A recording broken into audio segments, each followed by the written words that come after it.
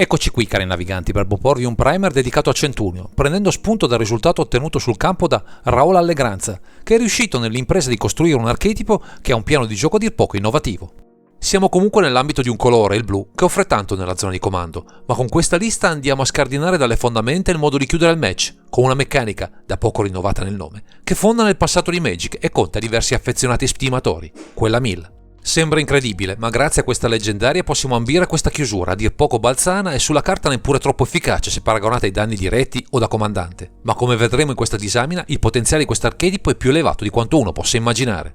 Questa volta ne parleremo di Bruvak the Grandiloquent.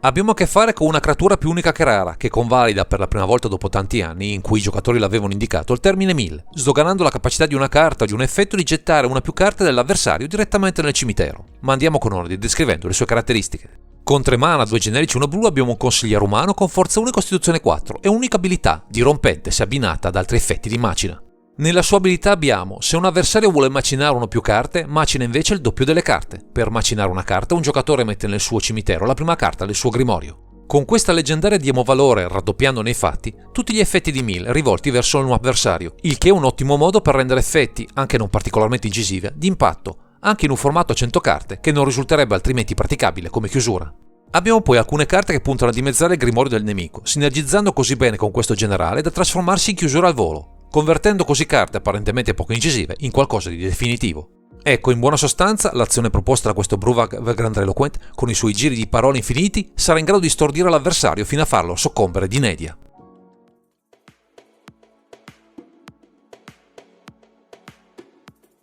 Come evidente già da un primo sguardo della sua abilità, Bruvak the Grandiloquent punta a una chiusura di macina dell'avversario, con l'intento di erodere tutto il suo grimorio, impedendogli di poter pescare una carta, così da decretarne la sconfitta senza appello. Con questo piano bene in mente si dovranno superare una serie di vincoli e limiti, ma avremo dalla nostra un potente alleato, che potrà popolare il mazzo in abbondanza, una creatura nello specifico, Persistent Petitioners, che in questa lista è presente in ben 28 unità. Ma com'è possibile che una carta possa, in un archetipo di tipo singleton, essere presente in così gran numero? Grazie alla sua ultima abilità potremo, nonostante il ruling generale del Centurion e dell'IH, averne in gran quantità, potendo così sfruttarne al meglio il potenziale. Già, perché se uno di loro può incidere poco, necessitando anche di superare la debolezza di evocazione, spendendo pure mana, se sono presenti in campo 4 di loro il loro effetto si moltiplica fino a 12 carte, senza necessariamente attendere un turno per attivarne la seconda preziosa abilità. Questo effetto congiunto diventa dirompente con il nostro comandante per un effetto di 1000 di ben 24 carte, praticamente un terzo del mazzo del nemico, per una potenziale chiusura di lì a poco, se non saremo troppo intralciati.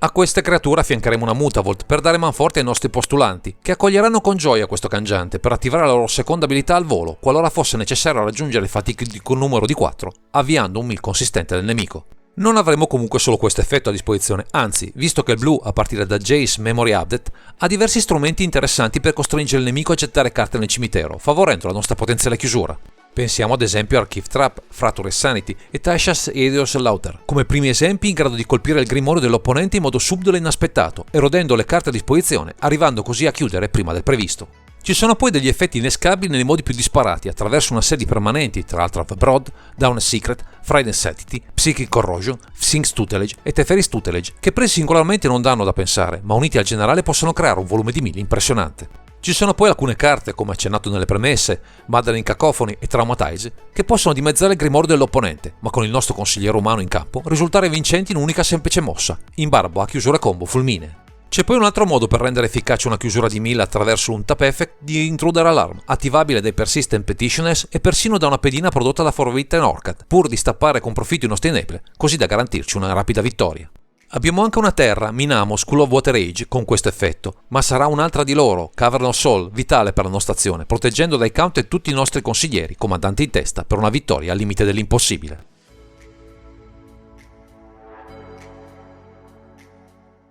Ci sono volute poche righe per spiegare le finalità e le tech principali di un archetipo costruito attorno a Bruvak the Grandiloquent, unico nel suo genere per un piano 1000 efficace, ma si sa, siamo all'interno di un formato ostico e competitivo e poche spell non possono bastare per farci vincere con costanza. Ecco che diventano fondamentali alcune carte di contorno per ottimizzare il mana, ad esempio, come Sapphire Metallion, ma soprattutto come Tumbling Stone, che grazie all'alta densità di Persistent Petitioners nel mazzo potremo riuscire a castare una quantità elevata senza alcuno sforzo. Dovremmo comunque garantirci qualche elemento per pescare di più e meglio, e con Vision Beyond e Drowned Dreams cerchiamo di unire le meccaniche presenti nel mazzo con il desiderio di risultare efficaci sotto questo punto di vista, come si rispetti per un mazzo base blu. In questo colore, ovviamente, non potranno mancare i cantrip tra Brainstorm, Ponder, Preordain e Opt, cercando il giusto equilibrio tra efficacia e slot a disposizione, vista la presenza di molte tech specifiche per attivare con costanza effetti di melee sull'opponente. Anche i counter sono pochi ma tutti ottimi, tra Counterspell, Force of Negation, Force of Will, Mana Leak, Mental Misstep e Spell Pierce, puntando a proteggere al meglio le nostre giocate chiave, più che a interferire sul gioco del nemico.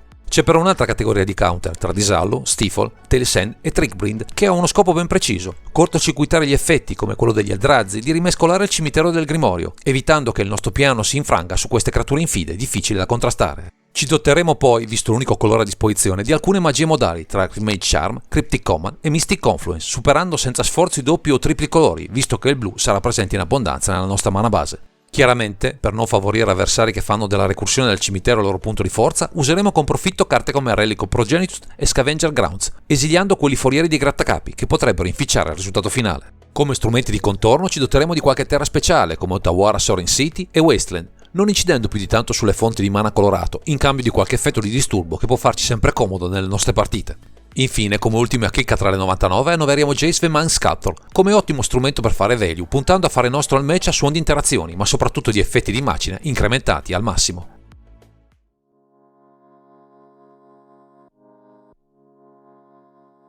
Il motivo per cui Raul Allegranza si è lanciato nell'impresa un po' folle di costruire una build attorno a questo Bruvav Grandeloquent non nasce certo dalla meccanica o dal potenziale di questo archetipo, piuttosto da qualcosa di più triviale e semplice. Durante un'apertura di massa di diverse bustine del set di Ravnica Alliance presso il suo local game store di fiducia, il nostro deck builder ha avuto modo di accaparrarsi ben 40 persistent petitioners, non dovendo neppure investire troppe finanze per queste carte. Discorso ben diverso, almeno dal punto di vista economico, è capitato per il generale, che risulta difficile da reperire visto che è stato stampato finora una sola volta nel set Jumpstart, che non ha visto, almeno nel nostro paese, una diffusione così elevata. È stata una scelta un po' forzata quella di puntare su questi strani petulanti e il loro capo chiacchierone, ma la soddisfazione di sfruttare carte strane in un archetipo pronto a spiazzare più di un avversario, alla fine ripaga di tutti gli sforzi fatti.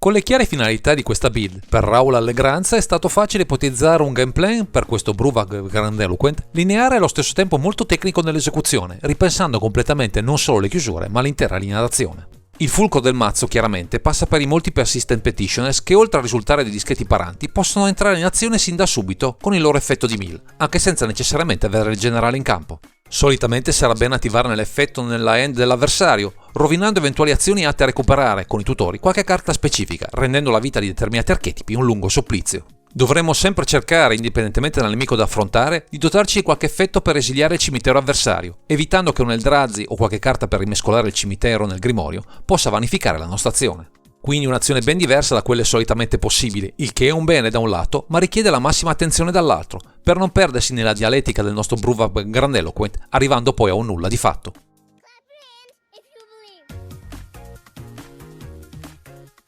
Grazie ai consigli del nostro The Builder, proviamo ora a comprendere come questa lista basata su Bruvav Grandeloquent si posiziona nel meta Centurion rispetto ai diversi archetipi che al momento bazzicano tra i tavoli da gioco. Visto il gameplay accessibile in questa build, l'approccio alle partite è decisamente diverso dal solito e anche la resa verso gli archetipi avversari si discosta molto da quelli solitamente affrontati con una lista di tipo tradizionale. Solitamente siamo inclini a reggere mazzi non troppo esplosivi, visto che abbiamo diversi potenziali paranti che possono frenare gli archetipi più aggressivi, a meno che siano in grado di sprigionare troppi danni prima di poter apparecchiare il board con consistenza. Soffriremo di certo le rimozioni globali, ma non essendo l'unico modo per millare completamente l'avversario, abbiamo comunque modo di reggere, se l'opponente non è particolarmente veloce, anche questo tipo di evenienze. La nostra bestia nera resta Endurance, molto presente nel meta attuale, ecco il motivo dell'alta presenza di effetti come Stifle che possono essere giocati in risposta, così da evitarne l'attivazione molesta, mentre noi siamo ormai sul punto di chiudere.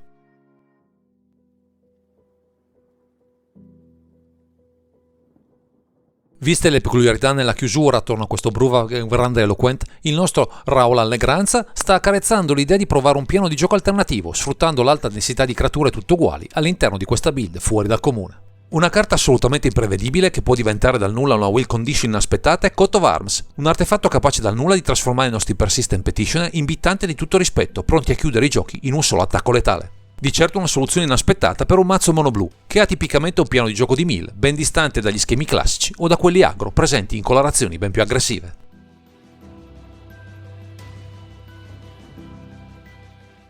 Siamo giunti alla conclusione di questo video, ringraziamo Raul Allegranza per averci illustrato la sua creazione, che si basa su una delle leggendarie più atipiche nel panorama del formato, tanto da non vedere praticamente gioco, viste le stranezze che porta in dote. Se volete stupire gli avversari con una build atipica o amate le meccaniche mill, questo Bruvak Grandiloquent potrebbe fare a caso vostro, permettendovi di approcciare al Centurion in maniera del tutto inusuale, trasformando una meccanica desueta in una nemesi per i vostri avversari. Per ulteriori approfondimenti o anche solo per saperne qualcosa di più su questo formato, seguite il canale su YouTube, Centurion TV. Il link è presente in fondo a questo video dove troverete matchup, guida alle build e una community sempre pronta a darvi spunti e consigli. Direi che questo è tutto per questo video, grazie per averci seguito e non dimenticate di commentare, condividere e sottoscrivere il canale per ritrovarsi sempre qui su Underground Sea.